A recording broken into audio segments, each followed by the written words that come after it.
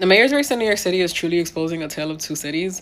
As a native New Yorker, I find it so interesting, especially having grown up poor in New York City, being the daughter of immigrants, working in real estate now, and having like a really good understanding of how the city functions.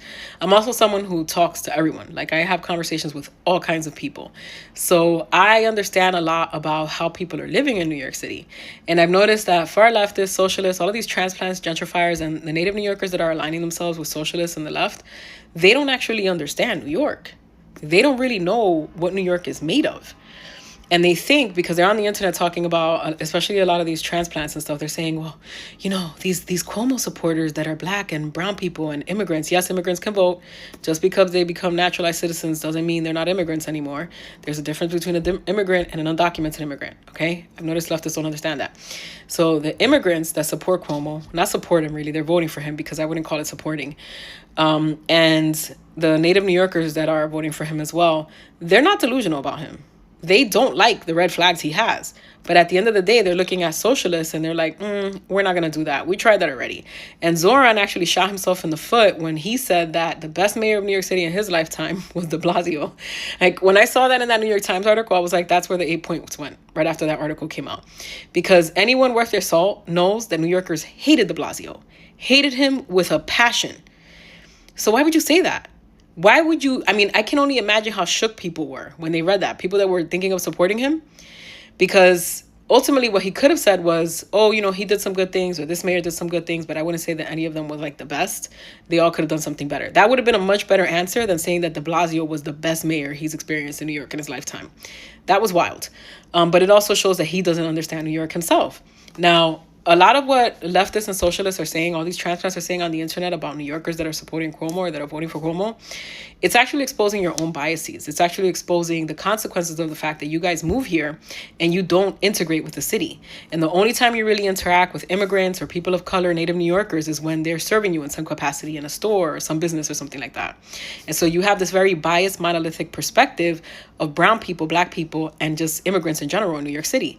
You come from places where you have never seen diversity the way that you see it in New York City, and also where you've never seen people of color prosper the way that they do in this city. Immigrants in general, you've never seen them prosper the way they do in New York City. So you don't know what it looks like.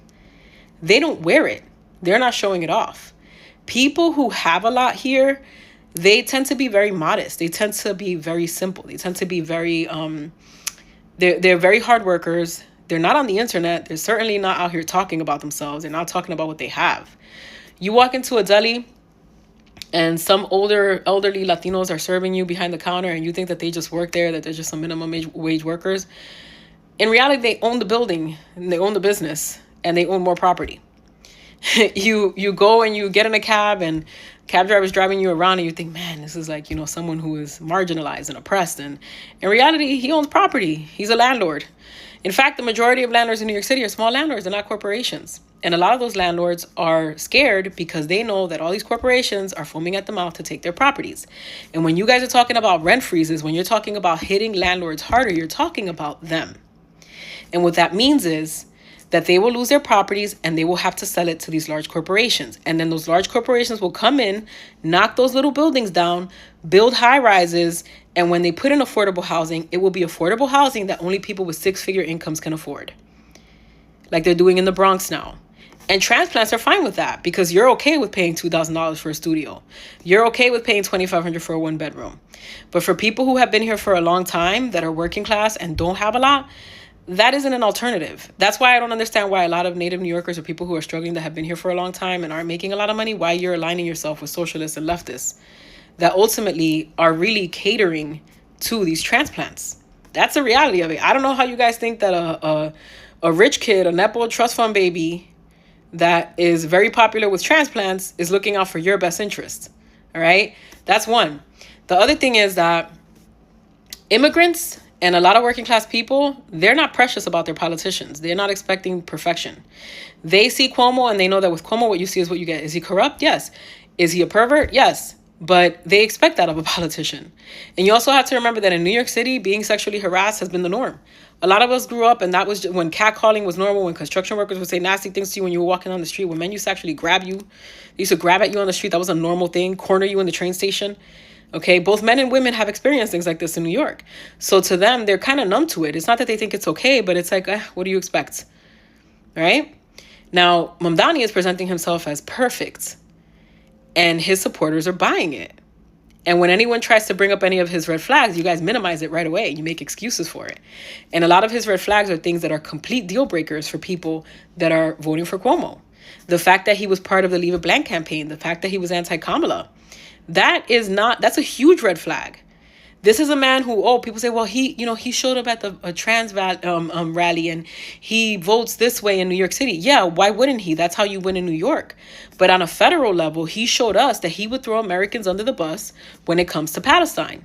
And it didn't make any sense because Israel wanted 47 and they got him because they knew he would give them what they wanted.